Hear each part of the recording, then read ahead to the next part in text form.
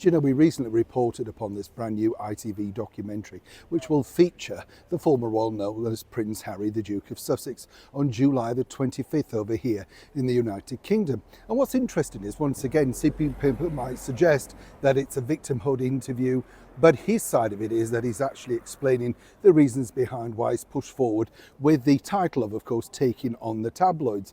I also told you about the fact that most of the people in the documentary have already settled to large sums other than Prince Harry, and according to a very well-placed source, he had the opportunity to do that, just like his elder brother Prince William, the Prince of Wales. But now other things emerge. As ever, let me explain. Lovely to see you today on this beautifully blistering sunny day so far. Yes, not bad. Are you all right? Thank you as ever for all your lovely comments regarding, of course, our recent videos. And it's nice to share these things with you. I'm glad you agree about the night czar and what did he do for £135,000 a year other than fly around the world telling us what we should do? And you know what's interesting is the ideas they bring back. You think, one thing you're missing, sister, the weather. The reason why people have such wonderful outdoor activities is many people around the world don't have British weather. And that's the reason why certain ideas that they cost a lot of money do not transfer over here. But of course, it's not their money, is it? It's your money, our money, the taxpayer. Night czar indeed. What on earth? I mean, really, honestly, you couldn't make these titles up, as somebody wrote in the comments. I know, but we have to. That's the problem. Back as ever, though, to your royal story of the day. As I say, on July the 25th is this brand new docu-series all about taking on the tabloids, once again featuring the former royal known as Prince Harry. Some people might say whinging on about his take regarding things that happened over 20 years ago. And obviously he's very, very passionate about it, or some people might say that's possibly now the only thing he has left to deal with in many respects. This is what's keeping him busy.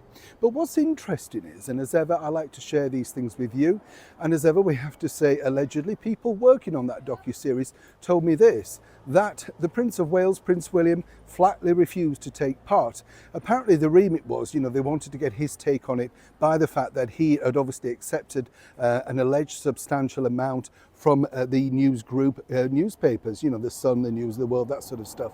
And, people forget that he donated a substantial amount of that, if not all, to the Invictus Games. It's not like he took the money, so he did a lot of good with his money. Now, also where it gets more interesting over here is the fact that Meghan Markle was offered to talk about her experience of dealing with the tabloids. She turned that down. Apparently one could only suspect there wasn't enough money in the pot for that.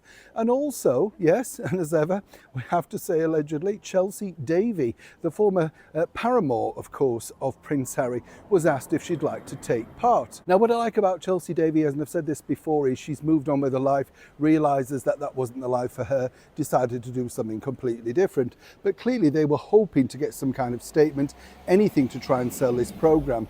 It really is a little bit of lacklustre, because what it really is about is very rich people talking about their lives being impinged by the tabloids. In many cases, in the case of, say, Hugh Grant or Charlotte Church, they welcomed the tabloids into their life because they wanted publicity to sell films and music. Paul Gascoigne played along very much so with the tabloids of the 80s and 90s. I was there, I remember it.